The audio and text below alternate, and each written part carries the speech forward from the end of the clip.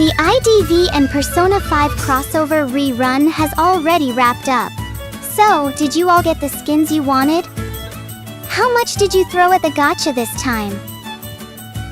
As for me, I got everything I wanted, in the form of stickers. But hey, better than nothing. That being said, we all know that this crossover isn't going away for good. It's expected to make a comeback sometime in the future, though nobody knows when exactly. There's a rumor floating around that it won't stretch past this year, but I'm not about to dive into the date guessing game. Instead, I'm here to speculate on something way more fun. Who's getting the next Persona 5 crossover skin? Why, you ask? Because this crossover is still kicking, and even though some folks are calling it a total cash grab, it's NetEase personal paycheck, so they will definitely rerun this crossover again. Anyway, who's next in line for a shiny new skin? Grab your popcorn, and let's dive in, with me, Silmina, as your host.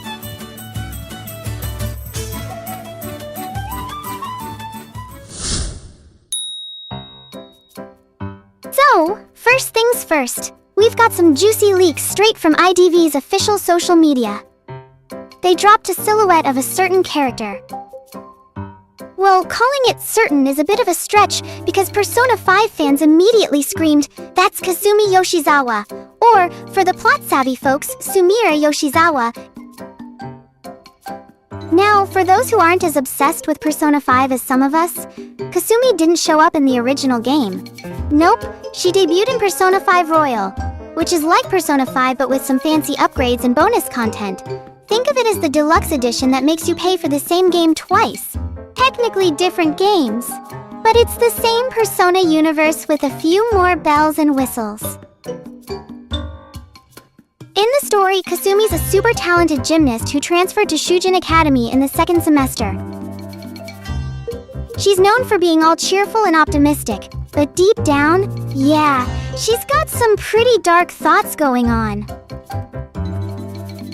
Oh, and somewhere along the way, she joins the Phantom Thieves, which is basically a group of high school gangsters running around in masks, making people cry for fun or, justice, or whatever reason they come up with that day.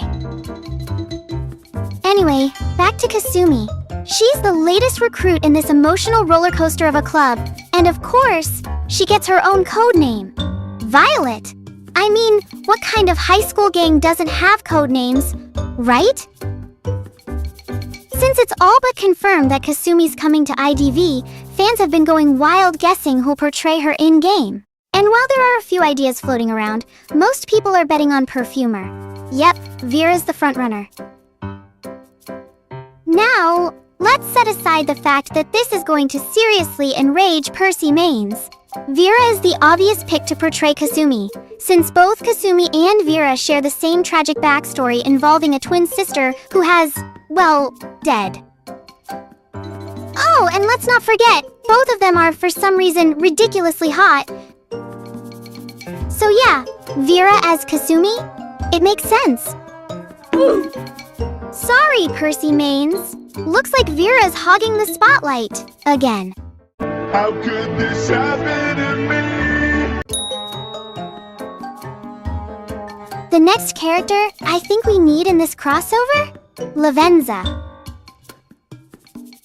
Now, Lavenza is special because she's technically one character that's split into two, Caroline and Justine. Confused? Think of it this way. Caroline is Goku, Justine is Vegeta, and together they fuse into Super Bezeta, aka Lavenza. Easy, right? When Lavenza's in her split form, she's like the ultimate NPC bestie, handling everything from fusing personas to restoring your health points like it's just another day in the Velvet Room. But eventually, Caroline and Justine merge back into one before giving you a heartfelt goodbye at the end of the game. I could spoil more, but hey, I'm not here to ruin all the fun. Now, here's where things get interesting. Lavenza's this tiny but powerful little girl, which makes her the perfect fit for, well, the little girl. Yep, I said it. And yeah, Percy mains are probably already grinding their teeth into dust, but honestly, at this point, I don't even care anymore. The little girl has already bagged so many crossover skins that it's almost a running joke.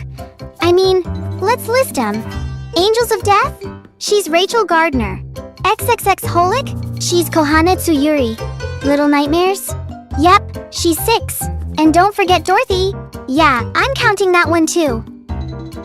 So, if she gets Lavenza next, people are gonna lose it even more. But honestly, tough luck. No one else fits that tiny gremlin role better. So, I'm sticking with it. Percy mains, I know you're raging in the distance, but y'all are just gonna have to deal. Again. How could this happen to me? Takemi's the kind of doctor you'd only find in Persona 5. You know, the type that has you questioning whether you're walking into a clinic or a mafia hideout. Honestly, she gives off more mob enforcer vibes than anything remotely medical. And let's not forget, her reputation in-game isn't exactly stellar. I mean, if I had to go to her clinic, I'd rather tough it out with a migraine for a solid week than risk getting treated by her. In the game, Takemi's clinic doubles as a sketchy drugstore, selling questionable prescriptions that, surprisingly, still manage to work. Of course, if the protagonist wants to get close to her and maybe date her, he's gotta sign up as her guinea pig first. No big deal, right? Now, since Takemi's a doctor, it makes perfect sense for Emily Dyer to step in and portray her in the next crossover. And honestly, after the missed opportunity with Akiko Yosano in the Bungo Stray Dogs event, NetEase owes us a decent doctor skin. So, why not give Emily some love with Takemi's iconic lab coat? Weekend dream, right?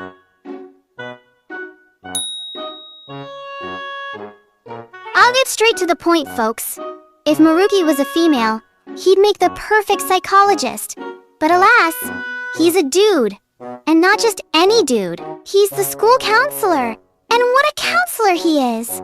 A little clumsy, a little comedic, but always there with a warm smile, listening to anyone who spills their problems his way.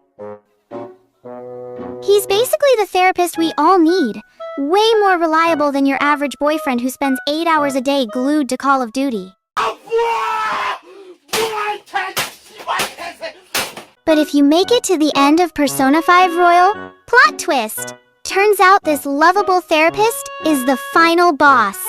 Yep, that's right. Just when you think Persona 5 is all about having connections with pixelated characters, they pull the rug out from under you. Honestly, why does this game make you fall in love with characters only to slap an "I'm evil" sticker on them? If I could undo that experience, I probably would. Now, as for who should portray Maruki in IDV, I'm torn. A lot of fans think Postman would be the best fit, imagining Maruki handing out metaverse packages to everyone. But in my humble opinion, Orpheus should take the spotlight. Both of them have that whole dark secrets lurking beneath the surface vibe, and it just feels right. That said, Persona 5 Royal isn't the only part of the franchise I'd love to see in the game, since there are also Persona 5 The Phantom X and Persona 5 Strikers that I want to cover, but I'll save that for another day. After all, we're focusing on the keyword royal this time around. Remember, this is all just my take, so if you've got opinions or if you want to argue your case, hit up the comments. Thanks for tuning in. This is your host, Silmina, signing off. Catch you next time.